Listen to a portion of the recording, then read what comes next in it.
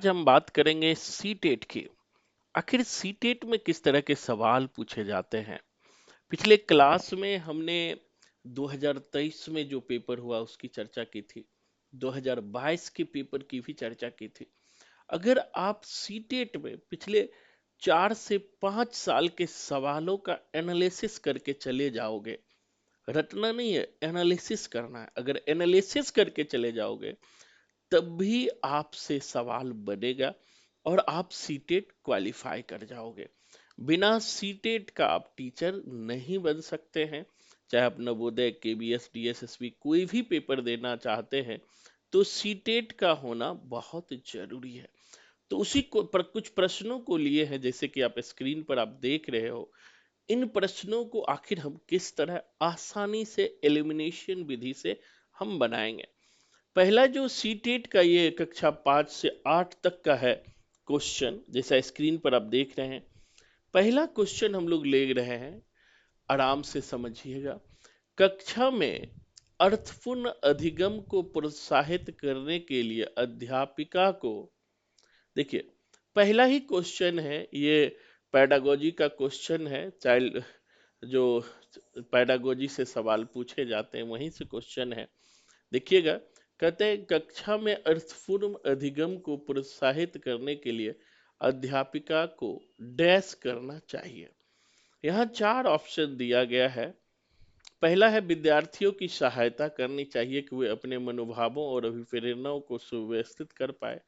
बिल्कुल सही है। विद्यार्थियों को उनके प्रदर्शन के आधार पर वर्गीकृत और नामांकित करके योग्यता आधारित समूह भी बनाना चाहिए। ये भी सही। विद्यार्थियों को उनके प्रदर्शन के आधार पर वर्गीकृत और नामांकित करके उनके योग्यता आधारित समूह बनाना चाहिए।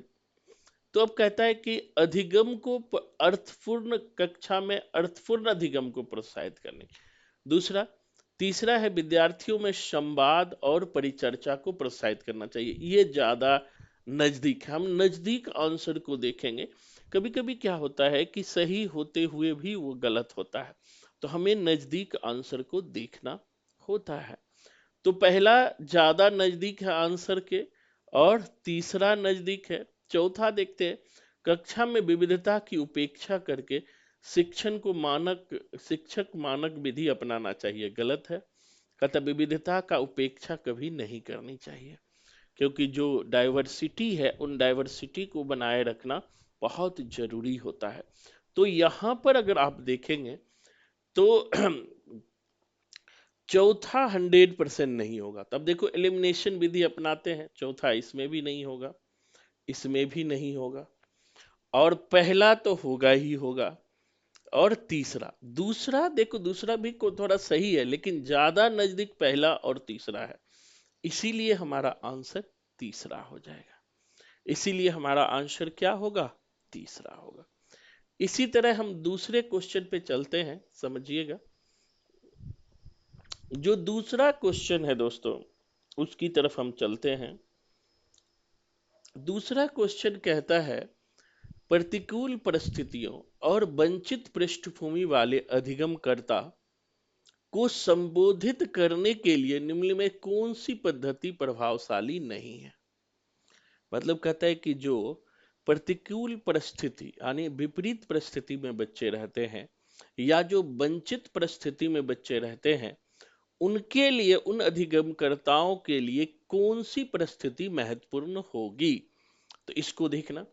पहला है विद्यार्थियों को संतुलित चुनौतीपूर्ण लक्ष्यों के लिए अभिप्रेरित करना, उपयुक्त शिक्षण सहायता उपलब्ध करना। बिल्कुल सही होगा, हमें देखना है नहीं है। कार्यकलापों के लिए सहयोगी समूह बनाना और विद्यार्थियों को एक दूसरे का समर्थन करने के लिए प्रोत्साहित करना, ये भी होगा। अधिगमकर्ताओं से बातचीत करके उनकी आवश्यकताओं और उनके सम्मुख आई चुनौतियों को समझना, बिल्कुल सही होगा। अधिगमकर्ता को विद्यालय के बाहर ट्यूशन पढ़ने के लिए कहना, जिससे अध्यापक को उन पर अधिक ध्यान ना देना पड़े। बिल्कुल गलत है। अगर आप टीचर हैं तो किसी विद्यार्थी को ये नहीं कह सकते हैं कि आप जाकर के बाहर ट्यूशन पढ़ें, चाहे वो वंचित ही वर्ग कितना भी कमजोर क्यों है। आप टीचर है तो आपका दायित्व बनता है आप उसको पढ़ाने की। ना कि आप उसे कहें कि आप कहीं और जाकर के पढ़िए। तो आंसर सबसे नजदीक जो है, कहता है कौन नहीं है, तो डी नहीं होगा। आगे के सवाल को देखिएगा, तीसरे सवाल की तरफ हम बढ़ते हैं। तीसरा सवाल है, बच्चों के अधिगम में शारीरिक स्वस्थ और सांवेगिक अवस्था डैश से संबंधित होता है। कि बच्चों के अधिगम में शारीरिक स्वस्थ और सांवेगिक अवस्था किस प्रकार से प्रभावित करता है। कहता है कोई आपसी संबंध नहीं है, शारीरिक स्वस्थ और सांवेगिक अवस्था का नगण्य भूमिका है, कोई प्रभाव नहीं पड़ता, एक महत्वपूर्ण भूमिका है। हमारे बच्चों का जो एजुकेशन पर जो है, स्वास्थ्य का, उसके एजुकेशन में दोस्तों महत्वपूर्ण भूमिका निभाता है।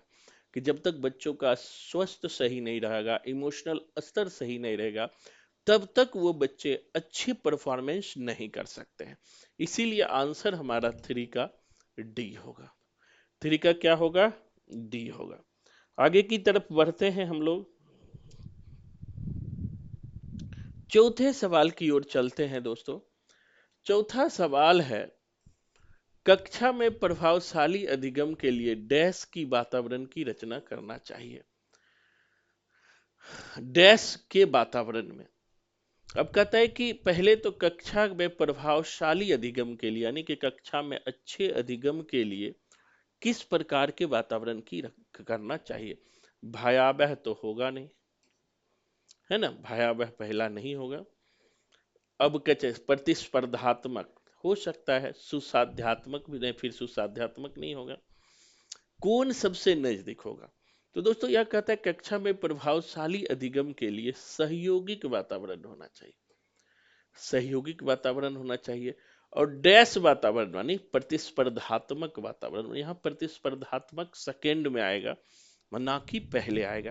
कक्षा में प्रभावशाली अधिगम के लिए सहयोगिक वातावरण तो हो ही, साथ ही प्रतिस्पर्धात्मक वातावरण भी हो, प्रतिस्पर्धा का वातावरण हो। नेक्स्ट सवाल की तरफ बढ़ते हैं।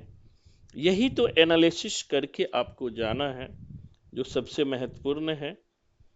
तो ये बहुत ही इंपॉर्टेंट सेक्शन के सवाल हैं।